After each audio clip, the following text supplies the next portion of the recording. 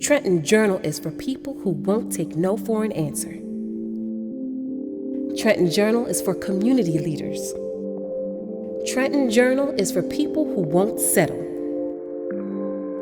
Trenton Journal highlights some of the positive voices in the community and fills in the information gaps through original reporting. Welcome to Capital Conversations. I'm your host, Kenneth Miles, founder and publisher of the Trenton Journal. Each episode, we bring you change makers and stakeholders who are making an impact in the city. And today, I have with me Tracey and Cheri Syphax. Thank you for joining us. Absolutely. Thank you for having us. I appreciate it. Look, you have so many different titles. We were just talking before we started. Author, entrepreneur, community activist, educator, Restaurateur. Mm-hmm. And speaking of which, right, you're celebrating the anniversary. Yeah, we just had our 3-year anniversary. Mm-hmm.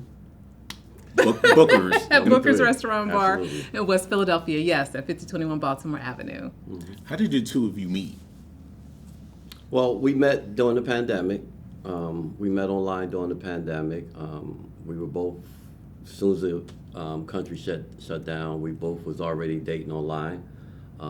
I came across her profile, very interesting woman, and it caught my eye, and we just, started conversating. I like to think that, our relationship and how it started out is probably how traditional relationships used to start out, where it was a courting and it was conversation and it was going out, but we couldn't go out.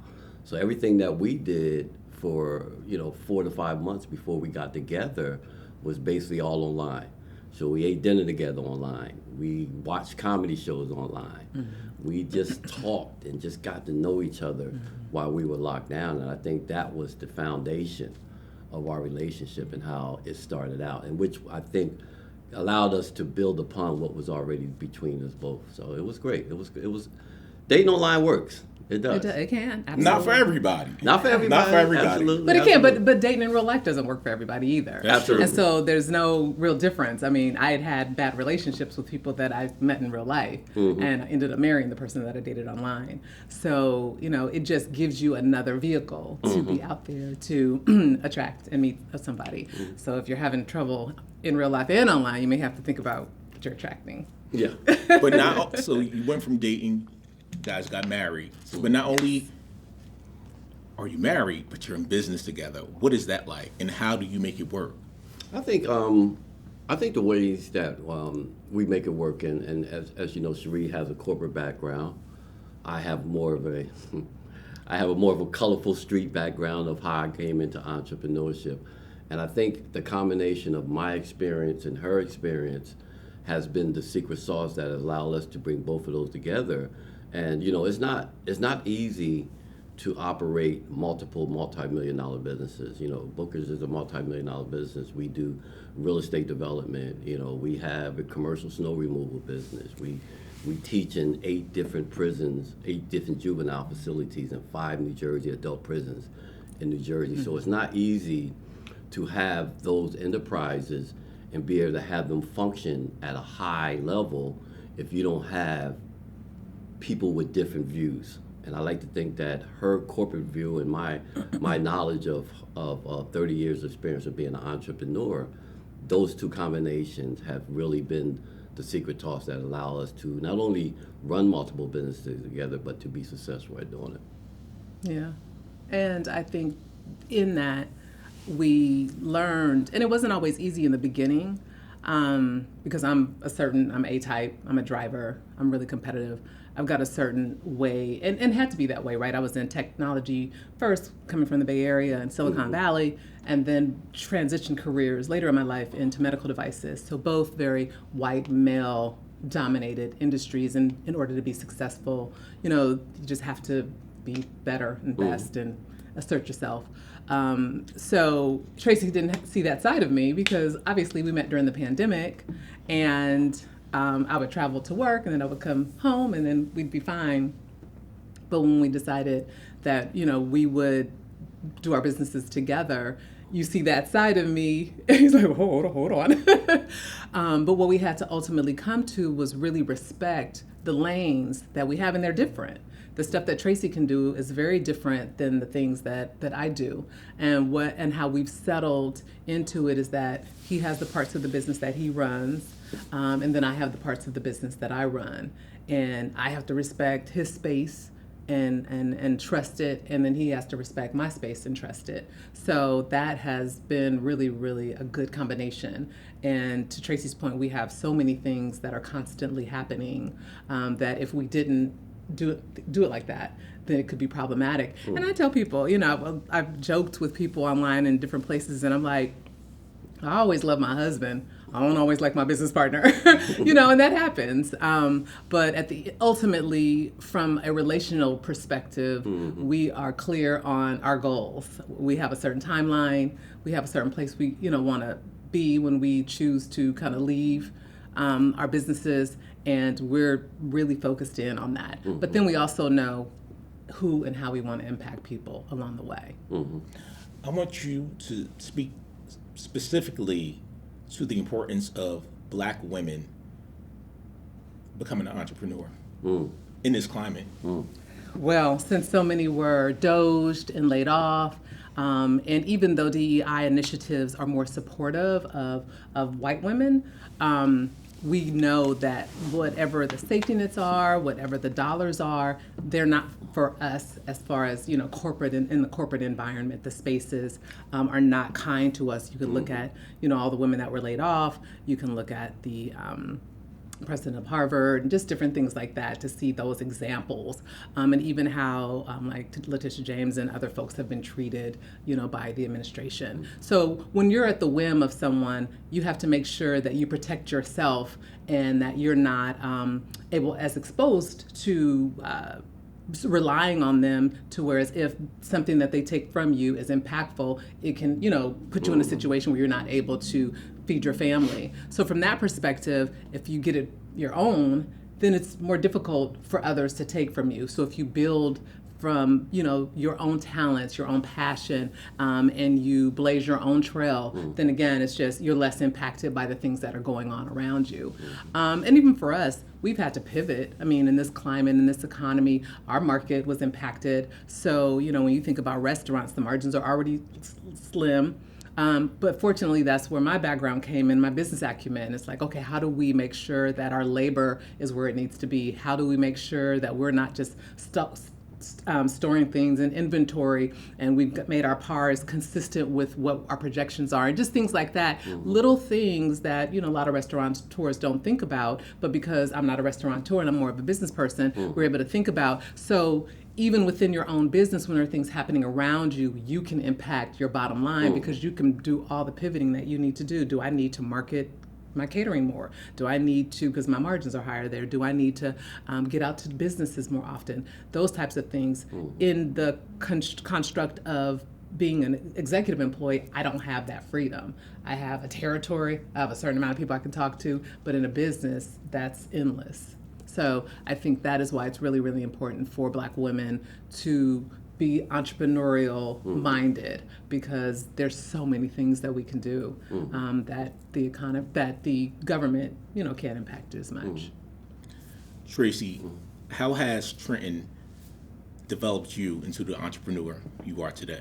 Wow, that's a good question. But let me just chime a little bit on Black women in business, which I think is very, very important. It's the leading folks that are starting businesses right now are Black women.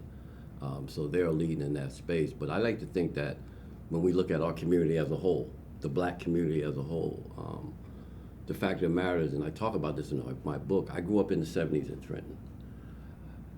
I seen what Black entrepreneurs looked like as a young man in my neighborhood. I grew up on Stuyvesant Avenue. You got like commercial area with residential where you have 11 businesses right there in that area. And I actually got to work for two of them. Four brothers from down south who owned 4G's Market and Clake's Bar, all owned by Black owners. So as a young man, I got an opportunity to see that. So I just want to make sure that we emphasize that we need to get back to owning businesses in our community. Our kids need to see us owning businesses in our community. So when we talk about what has Trenton done for me to allow me to be the entrepreneur I am today, I like to think that it has allowed me to not only build my office on Martin Luther King Boulevard, where I sold drugs at, but it has allowed me to be an example of what black business owners should look like and how black business owners should operate in the community, because it's never been about making money to me. And I teach my students now, if you go in business to make money, you're going in for the wrong reasons.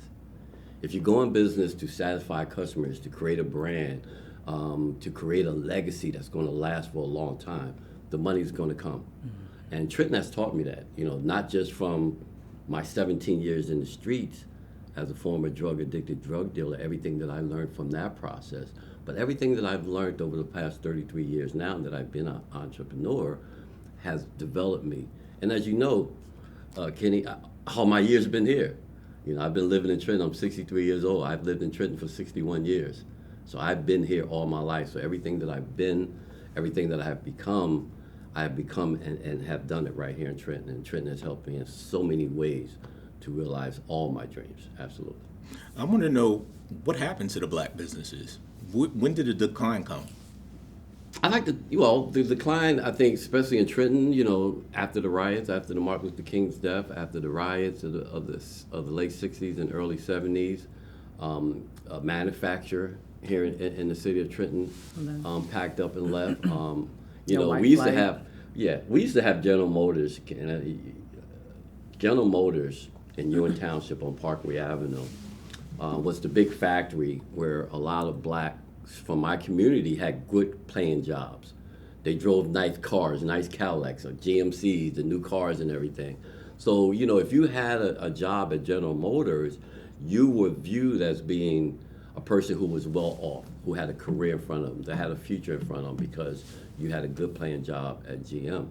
When those factories left in the 70s and then introduced the crack epidemic of the 80s, I think that whole hodgepodge of things that happened between the 70s and 80s declined the businesses. A lot of people in Trenton look at, if I get successful, how do I get away from Trenton? Instead of saying, okay, if I get successful, how do I be successful right here in Trenton?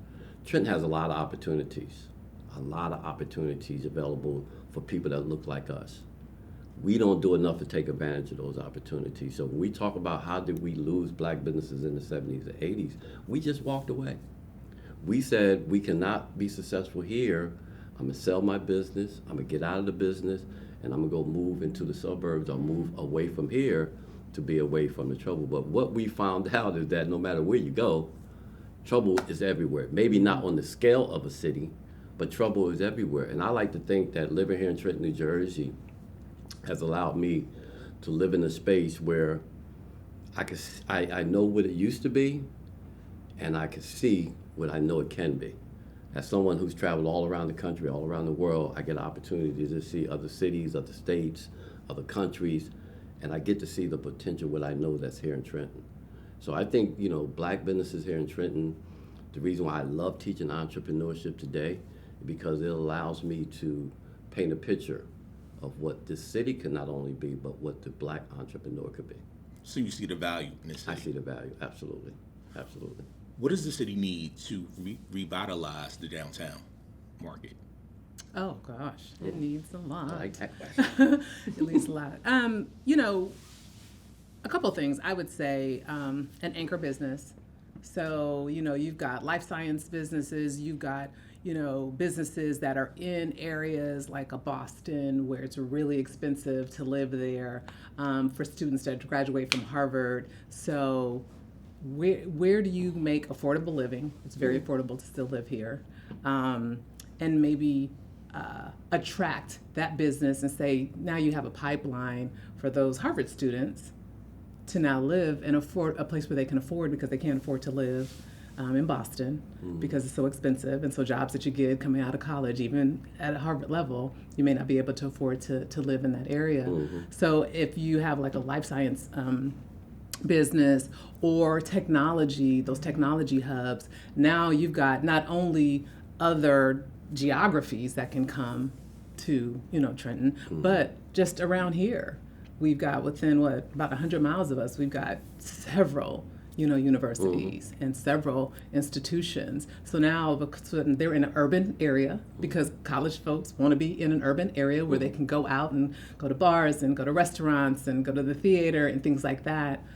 So we just need a really good hub business, or a few of them. We also need for the state to say, hey, state workers, you need to come back to work so that we get that traffic. That's what I hear all the time about, well, it used to be so many state workers, and the businesses are able to, flourish. And so working with our state legislators to make sure, this is our state capital. We want it to thrive. You've got a lot of buildings that, there's not a tax base on. So how do we work together to even bring those folks back into the buildings, or give us access to those buildings so that we can bring a Johnson & Johnson or a Merck or a, Deloitte, any of those types of companies into the city. And now we get an influx of folks that will, be able to patronize our downtown and thrive there. So, I think that's one of the big things that will help it thrive if we're able to have those strategic conversations and be able to, really leverage the fact that we are the capital city and what that means, and the fact that we're an urban center in the middle of the state, and there's not a lot of urban, and it's us, it's Newark, it's Camden. And so how do we thrive? Newark's done a really good job. Camden's, done a lot with their waterfront and all that stuff. So how do we look at some of that and mirror some of that from a business development perspective, and then from a waterfront perspective? There's been talks about the two of you possibly opening up a business downtown. Would you like to speak on that?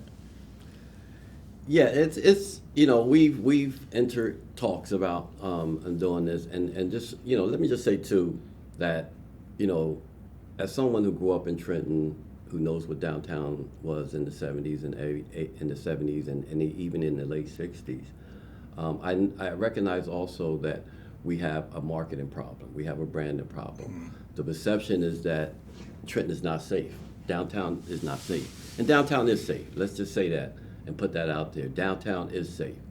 The fact of the matter is that it has an image problem that needs to be cleaned up. As someone who lives in Trenton and travels downtown often, Skillet is one of my favorite breakfast spots. Slam and Brew is one of my favorite coffee spots. We're members at the Lobby Club. We go to the Smokehouse. We patronize. We go to the post office. We go to TD Bank. We patronize downtown quite often. And what I see it, and I can say this as a resident of the city and someone that, you can't fire me from a job and I can't lose my city job if I say this. The fact of the matter is I do believe that the police in this city has laid down on the job when it comes down to patrolling our capital city. I believe that they are not doing enough. If I could ride down Trenton and see the same person that I see drinking every morning with a can of beer in his hand, you can't tell me the police officer that patrols downtown don't see the same thing that I see. If you can put up a barricade around that building that they go to rehab on the corner right now, put a big fence up around there, and the people that hung on that corner now move to the other corner where it's bright light and there's nobody that never hung on that corner, I can see that, and you can't tell me the police can't see that. So number one, I really believe that our police, which is the highest budget on our line item budget on our budget item, if the police can begin to properly patrol downtown, and let's always remember, we have at least 5 different police activities going downtown. You got the state police, you got Amtrak police, you have the federal police, you have the sheriff, you have Trenton police. And you got county. And we have a 1 mile, not even less than 1 mile downtown area. So how can we not be a safe downtown with so many law enforcement officers downtown? So, to your question, I love downtown Trenton. We would love to bring a business to downtown. We would love to bring a Booker's to downtown Trenton. One thing I say all the time, my wife knows this, Trenton, New Jersey comes to Philadelphia to come to Booker's. And we solely appreciate the residents of Trenton. I've seen a lot of people That online. the residents we of Trenton, are so a lot of support, right? We are so residents of Trenton Yeah, we are absolutely so are so supportive. appreciative. So if we could make a deal to bring a Booker's here to downtown Trenton, yes, we would love to do it. We are in talks and looking at an opportunity right now, and we're hoping that we can pull this thing together so that, yes, we can begin to build a nightlife. Because we like to go out after 8. Yeah. I And we always have to go back to Philly. And we always have to go to Philly or go to Ewan after 8 o'clock. Mm-hmm. And we want to be able to come and go downtown Trenton and go to a restaurant after 8 and patronize, the scene after 8 o'clock here. And it's just not happening. So we would love to be the catalyst to get that started. And if there's an opportunity for us to do that, we will welcome it.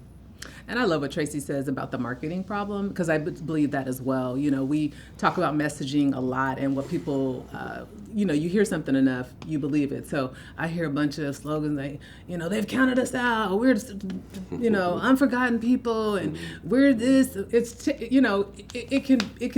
It paints a picture. I remember when I first got here and Tracey was being honored for something, and I didn't know a lot about Trenton. I knew it was the capital, but I didn't know a lot about it. And I was like, is everybody from the block to the board, like everybody on drugs and get because that's what you hear. You don't hear about TIG. You don't, like you do now, but you don't hear those stories enough. Mm-hmm. And that Trenton is got some amazing people coming out of here. Mm. Oh my God. They more. Mayor Dinkins. I mean, for it to be a 7.5 square, mile. Sarah Dash, a Thing Mo. Yes. A Thing Mo. Like she ran track at my daughter's alma mater. Mm-hmm. My daughter ran track too at A&M. Sarah Dash, Nona Hendricks, Nia Long. Like, when you're talking about talent that's come out of Trenton, it's amazing. And so there needs to be more conversations around that than, the down and out and always showing the blight and all that stuff. Someone approached us about having our house in like one of the architecture, guys, but, and I'm not sure about having people at our house like that, but it's like there's building happening in the city. Mm-hmm. There's things that are happening in the city, and that needs to be focused on versus, and I won't even say about the world takes, but this mentality that everyone takes from Trenton versus us thinking about how we just invest in it and stay together. And yeah, every city has people that take from it. Every city does. I'm from Oakland. Tony's from Oakland. Like, there's a bunch of folks from Oakland, Confunction, all the people. But we don't have the mentality people take. We have the mentality that's our folks. That's our folks out there, out in the world, showing what Oakland is about. That's how Philly is. All the people from Philly, they hardcore, I'm from Philly, but the world is able to benefit from their talents and their skills and all their things. And sometimes I feel like Trenton's like, and it needs to be more of like every other city that really promotes and pumps up their talent and their people, because it's amazing. Did you witness the gentrification in Oakland? Oh, absolutely. Okay. Absolutely. Yes. I'm a native, so was there 45 years before I moved to Philly. So absolutely. See how it happens. But it happens because we don't think or we don't value our properties. Or we don't value certain areas. We think we grew up there and it can't be worth that much money. And you have someone else who sees like, oh my goodness, you're right across the bridge from San Francisco. Oh my goodness, you're, and they start slowly but surely buying up, and we don't do that. We have, I think it's getting to the almost like $2 trillion is our spending power, in the Black community. And how are we spending our dollars? Are we investing? Are we investing in real estate? Are we investing in our communities and things like that? Because we should be, I love hearing stories when people are buying up the blocks and buying their communities and reinvesting in their communities, because that's what we should be doing. So that $2 trillion spent on Black businesses, spent on our own communities, then we build up. And so now we have a little bit more power in our voice and our vote. Hopefully we're participating in that too. But we can move things along. $2 trillion is somebody's economy. Yes, and we have to be mindful about how we spend it. I wanted to ask that question because I don't want to gloss over the fact that you mentioned that you were in the streets for a while. Cleaned up, you did real nice for yourself, but you didn't do it alone. Who mentored you? Yeah, and I talk about John Harmon. Chapter 5 in my book, From the Block to the Boardroom, talks about my relationship with John Harmon. As someone who's a former drug dealer, former street guy, I have to have someone to introduce me to the boardroom. I can't just walk up into a boardroom out of the 80s. My dress, the way I talked, all those things I had to criminalize. I had to change some of my wear. I had to change a lot of stuff in order to be the businessman, entrepreneur that I wanted to be. And someone had to help me do that, and John Harmon was that person. But I like to also think too, and I tell people this all the time, the power of example is a very powerful tool. I've watched other successful black business owners. I started the African American Chamber of Commerce for Trenton with John, and then we moved to start the African American Chamber of New Jersey with John. Inside the Black African American Chamber of Commerce are black millionaires, are black business owners that look just like me and you. I get to see them a lot. And I was just telling my wife about a friend of mine, Mike Martin, who just came to my restaurant last week, sent me a text, told me he was there, enjoyed everything. But I was telling her the story of Mike Martin. Mike Martin was a big-time developer with the chamber, had me come down to his house to look at something that he needed repair. Big mansion down in South Jersey, circular driveway. This guy's a black contractor, black developer. And I see that. I see that from my lens, and I was living on Southern Street across from the projects at the time. But I get opportunity to see that not from a jealous lens, but from a lens of an opportunity and hope that I can do the same thing that this black man is doing. Mm-hmm. And that's all I need. Mm-hmm. I just need to see it. I don't need you, far too often, I don't need you to mentor me. I just need to see your success. And if I see your success, I know that I can match it. And I think that's been one of the most things. So main mentors, yes, it's been John Harmon.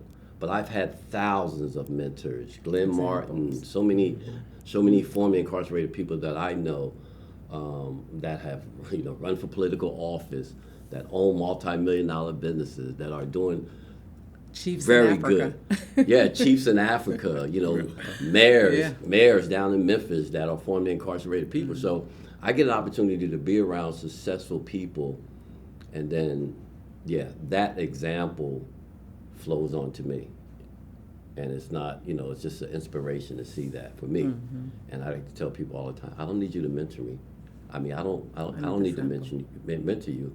I just need you to follow me. Mm-hmm. I think you have to have that in you. I read your book. I think you have that you're in the picture, so you don't see the frame. So what I do know from you, I think you have to have that spirit in you, like to be inspired as opposed to being envious of someone. Mm-hmm. Mm-hmm. So I just wanted to give you credit for that. You know what I mean? You have to have the drive to be an entrepreneur in you. You know what I mean? Because some people just don't have it. Mm-hmm. That's true. I've got a question for you. Okay. She got answers. Yeah, she does. She got I don't answers. think I want to stump you. I want you. How do you define black excellence? That people throw that black excellence term around a lot, and I think that for some people it can make you, it can intimidate you. But I think black excellence is just the beauty of black culture. I don't think it's necessarily, or it doesn't have to be a dollar value. It doesn't have to necessarily be an expensive thing. It doesn't have to be a level that you achieve. I think a lot of black excellence for me is just the beauty in the culture. Because I am so culturally attached to black people, blackness. I love it all, and not everyone is at certain levels.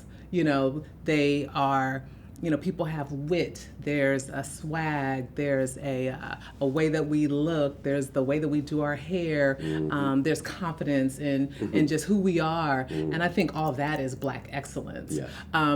I absolutely love the fact that there are levels to, our successes, and we're able to see those things, and there are experiences that we have, and we're able to go to those. Tracy and I were in Cape Town for Thanksgiving, and it was just phenomenal, And so that, to me, is a result of black excellence. Mm-hmm. It is not the black excellence. Mm-hmm. It's the fact that we're curious about our culture, and we want to experience it, and we have not let folks tell us that being on the continent, we're going to see people with bones in their noses and things like that, and it is us being open to those opportunities. I think sometimes we are on our block or in our neighborhoods, And we may criticize or, to your point, be envious. And I think the excellence is the ability to just support all of us in our journeys to getting to where we are. And I just think that culturally is something unique about us when you think about how even generationally a lot of us grow up in homes with